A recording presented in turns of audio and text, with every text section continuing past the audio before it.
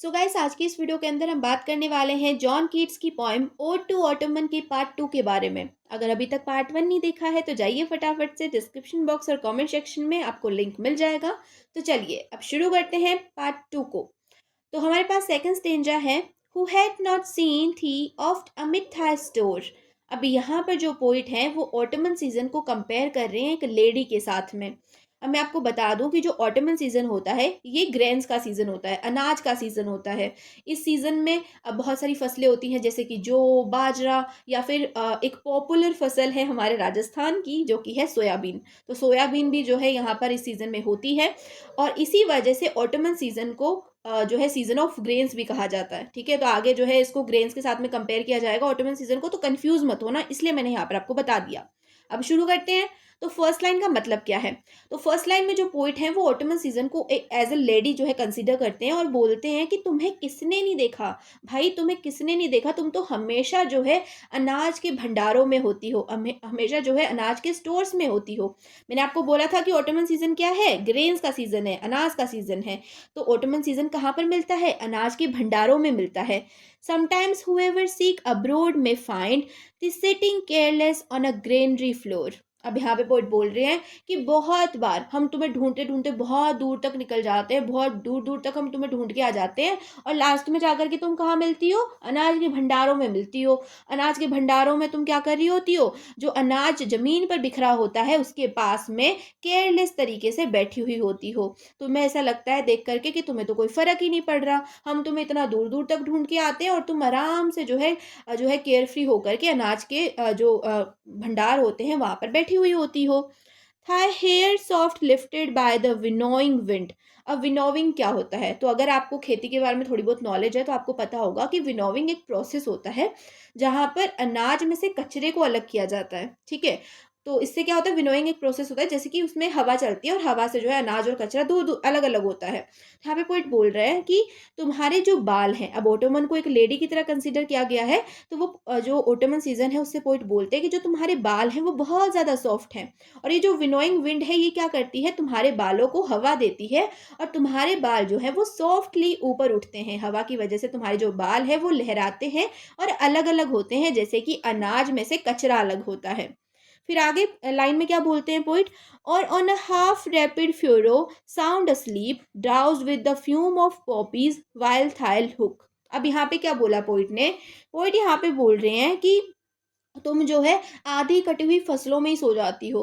तुम जो है फसल काट रही होती हो और अभी फसल पूरी कटी भी नहीं है कि तुम आधे कटे हुए खेत में ही सो जाती हो और तुम्हें देख करके ऐसा लगता है कि तुम आधी अधूरी नींद में हो, कच्ची नींद में हो। तुम नींद की झपकियां ले रही होती हो जैसे कि तुमने जो है पोपी सीड्स खा लिए हैं।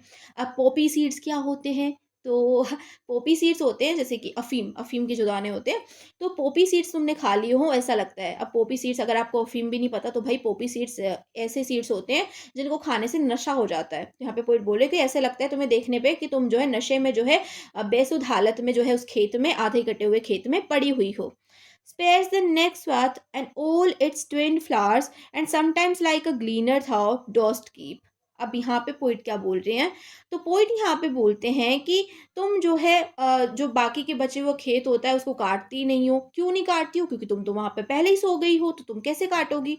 तो तुम जो है अपने हथियार फेंक देती हो। ठीक है, तुम अपना हथियार भी फेंक देती हो, जो तुम्हारे साथ में हसिया होता है, जो काटने का औजार होता है, तुम उसको एक साइड फेंक देती हो और वहां पर ऐसे सो जाती हो जैसे कि तुमने पोपी सीड खा लिए हैं।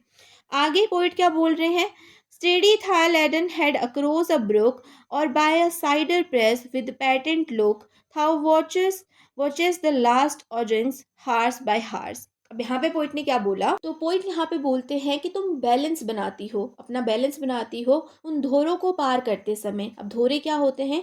तो खेत के चारों तरफ जो है नालियां बनाई जाती हैं खेत में पानी लगाने के लिए, उन्हें धोरा बोला जाता है। तो पोइट यहाँ पे बोल रहे हैं कि तुम्हारे पास बहुत सारा सामान होता है, तो तुम अपने शरीर का बैलेंस बना करके उन धोरों को पार करती हो और फिर जा कर के एक साइडर प्रेस के पास बैठ जाती हो और ध्यान से, बहुत ही ज़्यादा पेशेंस के साथ में तुम जो है उस साइडर प्रेस को देखती हो। अब साइडर प्रेस क्या होता है?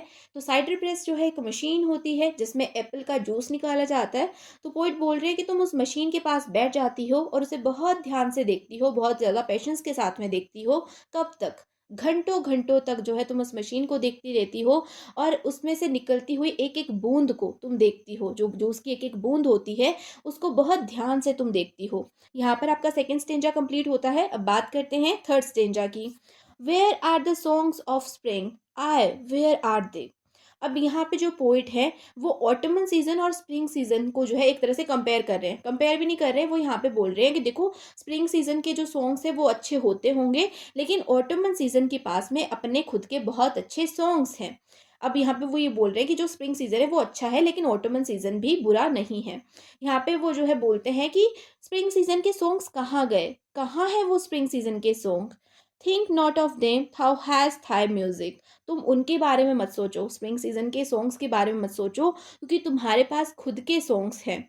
While bed clouds bloom the soft dying day. जो दिन होता है वो ढलने को होता है, तो जो सूरज की रोशनी होती है उनके बीच में एक बादल आ जाता है, धरती और सूरज के बीच में एक बादल आता है, और सूरज की रोशनी की वजह से वो बादल ब्लूम करता है, बहुत ज़्यादा चमकता है। Touch the stubble plant with रोजी ह्यू।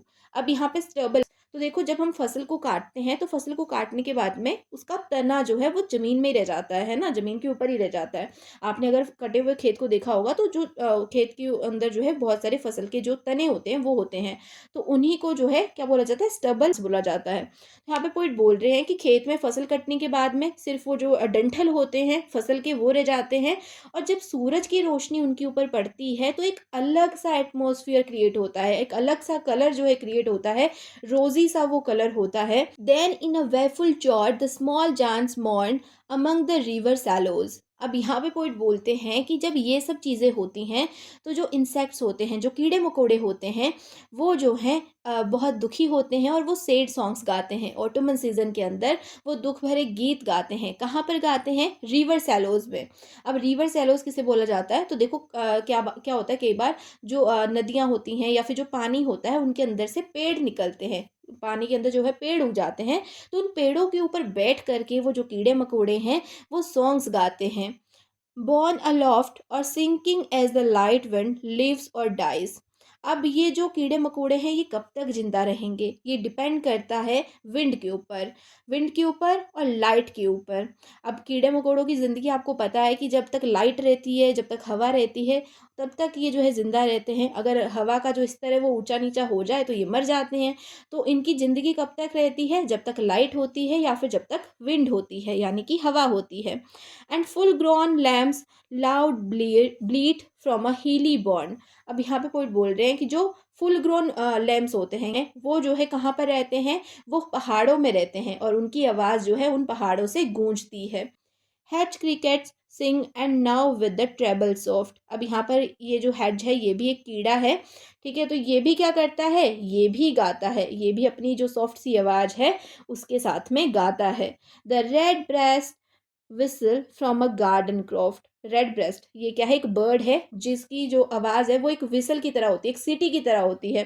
तो ये भी क्या करती है, गार्डन में से गाती है, गार्डन में ये बैठी होती है और वहाँ से ही क्या करती है, ये अपनी जो विसल वाली आवाज़ है उसमें गाना गाती है। तो बेसिकली यहाँ पर पोइट क्या कहने की कोशिश कर रहे हैं कि जो ऑटमन सीजन होता है इसमें भी जो कीड़े मकोड़े हैं, जो इंसेक्ट्स हैं या फिर जो बर्ड्स हैं, वो अपने अपने गीत गाती हैं, अपने अपने तरीके से वो भी गाना गाती हैं। सिर्फ स्प्रिंग सीजन में ही जो है म्यूजिक नहीं होता, ऑटोमन सीजन में भी म्यूजिक होता है। ज़रूरत है तो उस म्यूजिक को ढंग से सुनने की। And gathering swallows twitter in the skies. अब स्वेलोज, स्वेलोज भी क्या होती हैं, एक बर्ड होती हैं। तो जो स्वेलो बर्ड का झुंड है वो भी जो है आसमान में उड़ता है और गाने गाता है, उनकी भी जो आवाज़ है वो आसमान में गूंजती है, वो भी जो है गाने गाती हैं। तो ओवरऑल स्टेंजा के अंदर पोइट यही कहने की कोशिश कर रहे हैं कि तुम स्प्रिंग सीजन के म्यूजिक का वेट मत करो, ऑटमन सीजन में भी म्यूजिक होता है, ऑटमन सीजन का भी खुद का म्यूजिक होता है। और ऑटमन सीजन के अंदर जितने भी कीड़े मकोड़े होते हैं, जितनी भी लिविंग थिंग्स होती हैं, वो सब क्या करती हैं, वो गाती हैं, अपने अपने तरीके से वो गाती हैं, अपने अपने अंदाज में वो गाती हैं। और इसी के साथ में ये जो पोइम है ये कंप्लीट हो जाती है। होप सो आपको समझ में आई होगी, जो मेरा एक्सप्लेनेशन है वो आपको अच्छा लगा होगा। तो बस that's all for today's video. अगर आपको किसी और टॉपिक पे वीडियो चाहिए तो आप मुझे कमेंट सेक्शन में उस टॉपिक का नाम कमेंट कर सकते हैं। तो बस मिलते हैं नेक्स्ट वीडियो में, तब तक के लिए bye bye, take care, keep watching, keep learning.